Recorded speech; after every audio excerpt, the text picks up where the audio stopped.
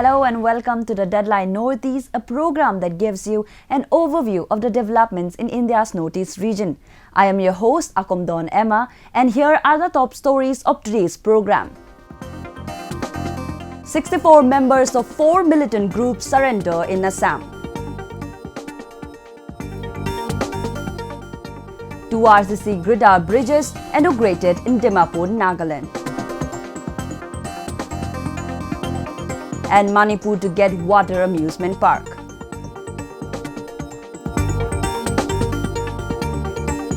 In yet another breakthrough to join endeavours of the state and the central government, as many as 64 more insurgents have surrendered in Assam. An arms-laying ceremony was held in Guwahati in presence of Chief Minister Sarbananda Sonowal. The government, which has been reaching out to the insurgents with various proposals and schemes, plans to rehabilitate these former insurgents through monetary and employment assistance. We bring you more. In what could be termed as the second major event of this nature in 2020, 64 insurgents surrendered before the authorities during a ceremony in Guwahati. The insurgents who surrendered before the government include 18 from the United Liberation Front of Assam Independent, 32 from the United People's Revolutionary Front, 13 from the Dimapur National Liberation Army, and People's Democratic Council of Karbi Longri Commander-in-Chief Ong Teron. Assam Chief Minister Sarbananda Sonowal said that the surrender was a significant step towards making Assam terrorism-free and appealed other misled youth to join the mainstream. इस सुख के रहने से कोई फायदा नहीं है। सबको बाहर आना चाहिए और आकर इस धरती को मजबूत करना चाहिए मेहनत के जरिए। एक साथ मिलकर हमें परिश्रम करना होगा, तब जाके अपनी जिंदगी में एक परिवर्तन हम ला पाएंगे। New Delhi has launched various programs and has been tirelessly working over them to bring back the misled gullible youths who had become a part of the extremist groups on account of various compulsions and pressures. In the past too, hundreds of them have embraced peace. Apart from the employment opportunities, the surrendered insurgents will be provided with a stipend of 6,000 rupees a month under a rehabilitation scheme. They will also be given a one-time amount of 4 lakh rupees after 3 years so that they can give a better shape to their lives. While the government acknowledged the rising number of people joining the mainstream, it urged others also to give away their arms. Police chief said that his team was open to all options and was ready for all challenges. These guys are almost in the verge of extinction, especially, but then it is very important that they had surrendered their weapons today because they had the capability, and there are forces outside Assam who have been trying to entice these young men to the path of violence, and also perhaps they would like also to be siding with the interest of the foreign forces. And Assam police is very alive to these challenges, and we will not spare any effort of this kind. जो मैं ये कदम नहीं उठाया था तो मेरा जीने का बहुत तकलीफ होगा, शायद इसलिए मैंने सोच समझ के मेन स्ट्रीम में आ गया. While the insurgency thrived and became a major challenge for maintaining peace in the northeast, it started receiving consistent defeats ever since the assertive forces plugged the flow of ideas and arms from across the border. The numbers of insurgent outfits have reduced to almost nil in most of the states. The people of northeast India are heading towards peace and development and have rejected any insurgent activities in the region. Marking another milestone in improving the connectivity in Nagaland, 2 new RCC Girder Bridges were recently unveiled. The inauguration of these bridges have endowed a sigh of relief to the locals as it plays a vital role in the commercial activities and for the vehicular movements in the area. A report. A Christmas gift for the people of Nagaland. 2 new reinforced cement concrete girder bridges were inaugurated at Girder village in Dimapur district. The bridges over the Chathe at Dimapur 4th mile connecting NH29 with Newland and one over the Dhanchri at Girder village, formerly known as Full Nagarjan, were inaugurated by Deputy Chief Minister Yanthongo Pathon. We have inaugurated 2 major bridges. That is one in Chathe Bridge, one here in Girder village, Dhanchri Bridge. Not only this, we have also completed this Palijan Bridge also. And in regard to this R&B road bridges, the works are going on in all the districts, not only capital of Dimapur. Most of the works are in progress, and it is on the verge of completion in all the districts. The project for the construction of RCC Girder Bridge over Chathe at Dimapur was sanctioned by the Ministry of Road Transport and Highways in 2015 at an estimated cost of Rs 37.66 crore.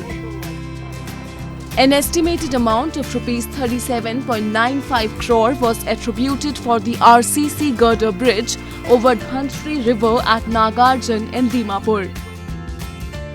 The construction of both the bridges was handed over to Nagami Intratech Private Limited.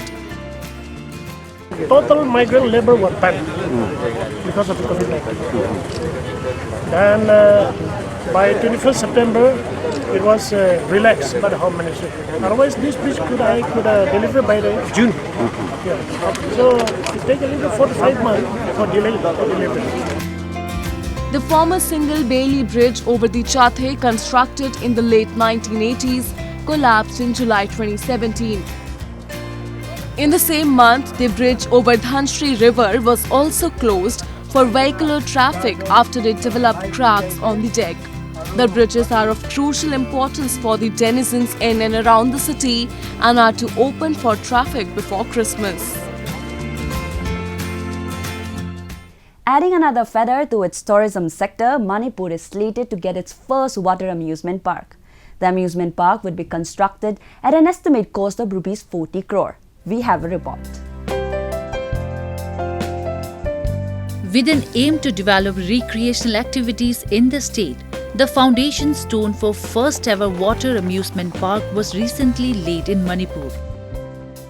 The recreational park will be constructed at Thengu Chingjin at Awang Potsang Bam Kunau in the Imphal East district.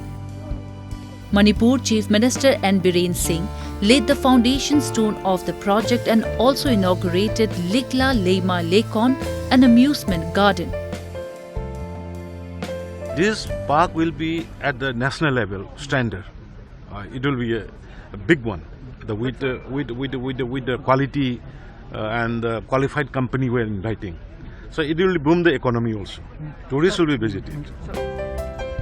Around 460 acres of land has also been earmarked at Lamfelfut to develop a water body.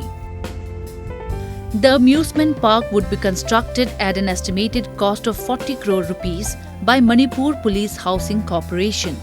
However, Likla Lema Lekon Garden will be managed by a local management committee with assistance from the Directorate of Environment. Forest Environment and Climate Change Minister Awang Bo Neimai and Tourism Minister O Lukhoi were also present during the event.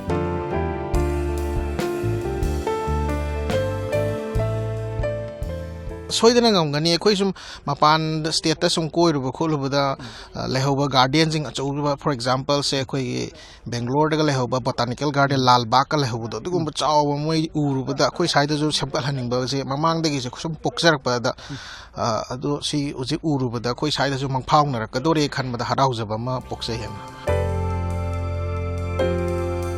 The park, scheduled to be completed by next year, will be a major tourist attraction in the state.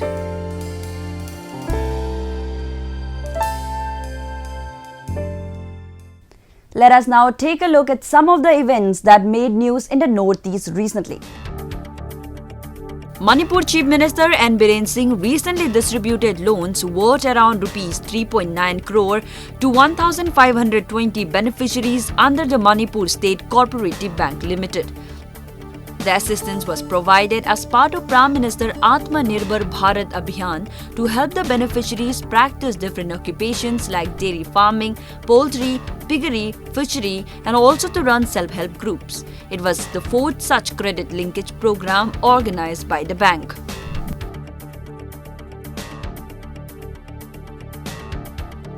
Mizoram's Deputy Chief Minister Putan Lua laid the foundation stone for the construction of a multi-purpose recreational center and community hall at Zunaum in Aizawl city.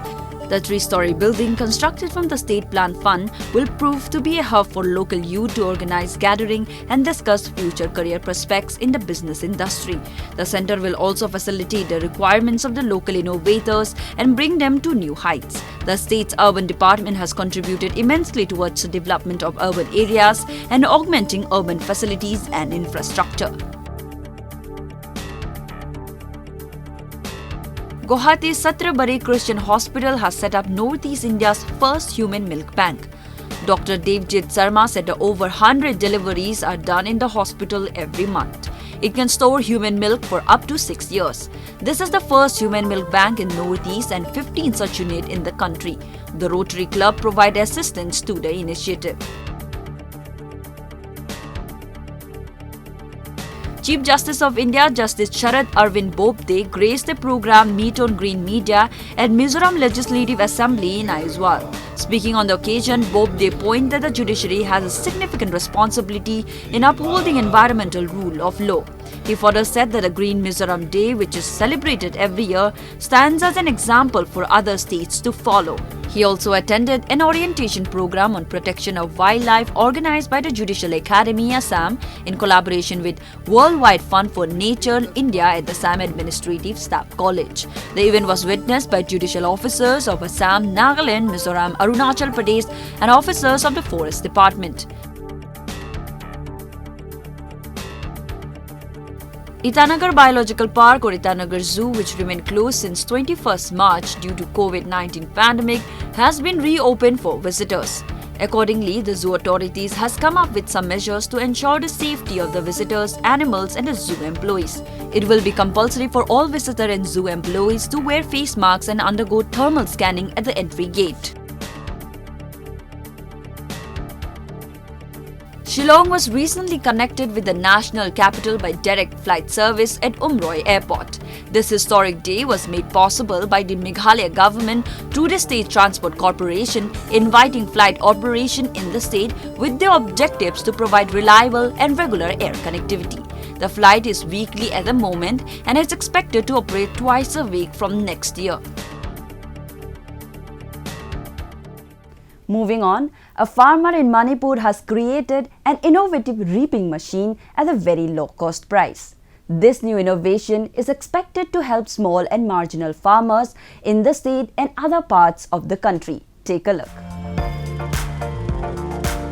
This easy-to-use, effective paddy reaper machine is the brainchild of a 49-year-old farmer from Manipur, Basudeva, who is a resident of Uchekon Takhok Mapal. The reaper machine can harvest more than half an acre of paddies in just about half an hour. Basudeva, who studied BSc in metaphysics, shares that seeing his father tilling with a power tiller encouraged him to create his own reaping machine. Most of the farmers use mini rice harvesters which are not very effective in muddy paddy fields. Observing the lack of mechanization and the difficulties faced by the farmers, Basudeva thought of something innovative. There are difficulties faced by our farmers, like they are approaching to our office and many other institutes like regarding the mechanization of this farming. So there are very less dealer who deals with this kind of mechanization or tools, implements, but such initiation will give one opportunity for the farmer as well as the local innovator. Most of these machine parts are made of leftover spare parts.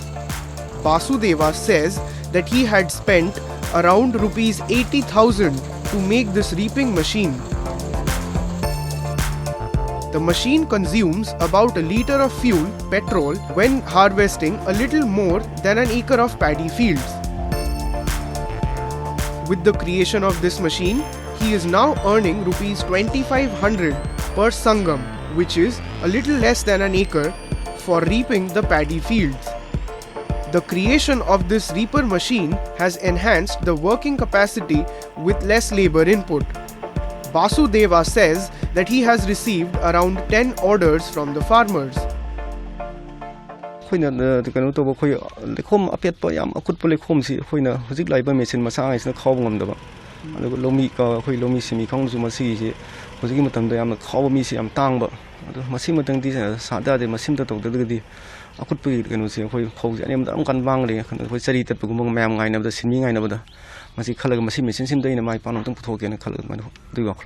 I mean, it is first time for my life.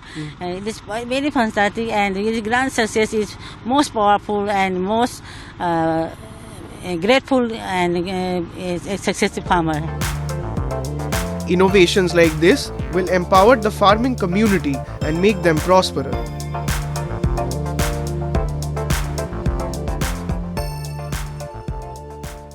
The vision of making Arunachal Pradesh a leading state in adventure sport has witnessed another push with the commencement of the Indian National Rally Championship 2020 on the outskirts of capital Itanagar. Here's more. Difficult terrains of Arunachal Pradesh provide a suitable site for adventure sports. This year's flagship Indian National Rally Championship 2020 had been organized by Motorsport Club of Arunachal Pradesh. The event was supported by State Tourism, Sports and Youth Affairs and Police Departments, besides several organizations and volunteers. Department of Tourism, Sports and Youth Affairs, Government of Arunachal Pradesh and Government of India, Organic Arunachal, the Bullet Club, the volunteers and many other people, the Arunachal Pradesh Police, who go in making a large event like this. We have 43 drivers, that means 86 crew, more than 200 people backing them up as service. This year's flagship event witnessed 4 drivers from Arunachal Pradesh, including Asha Navam, the first female driver from Northeast to compete in the event. Asha is a native of Sagali in Arunachal's Papumpare district and has been taking part in various motorsports events in the state. It's very nice. It's a different feeling, I would say. Feeling like I'm very prestigious, a very prestigious moment for me, since I'm the first one from Arunachal in motorsports, that too for the INRC. So that's it. I'm overwhelmed. Rally ace Gaurav Gill stamped his authority in the 2020 Indian National Rally Championship, winning the opening round Valley of Arunachal by a comfortable margin. This road is very special. It's extremely high speed. Last year when I was here, we were touching speeds of almost 200 kilometers an hour, and that's a spectacle that nobody's seen in the Indian Championship. So I tell everyone that it's a special road, and Lakwa and his team has done a tremendous job of giving us an opportunity to drive on such beautiful roads. So make the most of it, and I'm looking forward to the next few days of spending here. Arunachal Pradesh has all the potential to become the next destination for adventure sports. Local youth, including girls, are exploring new grounds to hone their talents. From north of the world to the south, Christmas is celebrated with much pomp and show all over the globe. In northeast of India as well, the celebration was equally exuberating. But this year, the festivities have toned down a little. Considering the prevailing situation, the tradition and the rituals have been altered to observe the COVID-19 protocols. It's Christmas time and the celebrations are at high across India. In the northeast region, the streets are decked up with colorful lights, Christmas trees and shopping sprees. The mood is electric amid COVID-19 restrictions. In Assam, shopping malls, streets and restaurants are all spotted in Christmassy colors. I take this opportunity to wish all the viewers a very happy Christmas. And as you all know that Christmas is the commemoration of the birth of Jesus in this world. For this we have prepared elaborately, and this is one of the greatest feasts that we celebrate in the church. In Mizoram, as the churches and the mass gathering was restricted concerning the prevailing COVID-19 situation, the citizens celebrated the Eve with their loved ones. To curb air pollution, which could aggravate respiratory problems for COVID-19 patients, the government of Mizoram banned the bursting of firecrackers.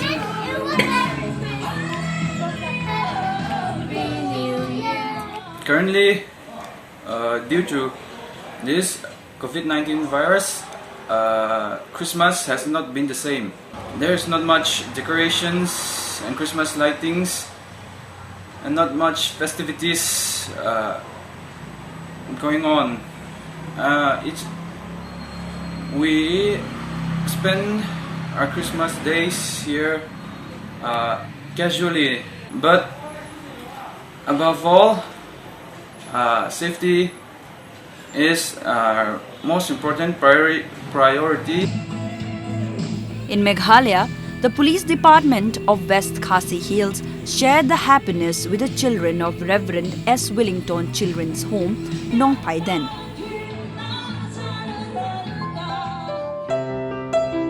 The Christmas celebration at the churches of Tripura this year consisted of performing prayers and rituals with limited decorations and limited people.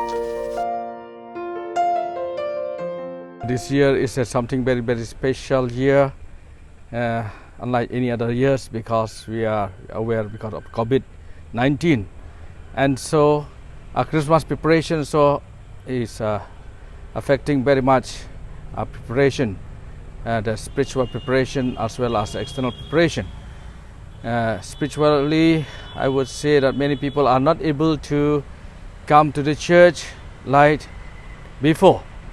They are restricted because of the SOP, and therefore this year also, in keeping with the dictats given by the government, we are also trying to put into practice.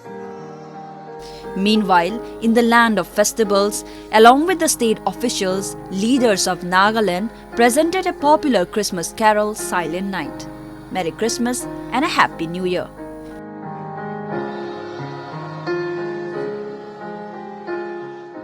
With that, we have come to the end of this episode of Roving Report. Do connect with us through our Facebook page and follow us on Twitter at anyindia_ANI. Like and subscribe Roving Report YouTube channel, and don't forget to press the bell icon to get the latest news update from the Northeast. I'm your host Akomdon Emma, signing off. Thank you so much for watching. Goodbye.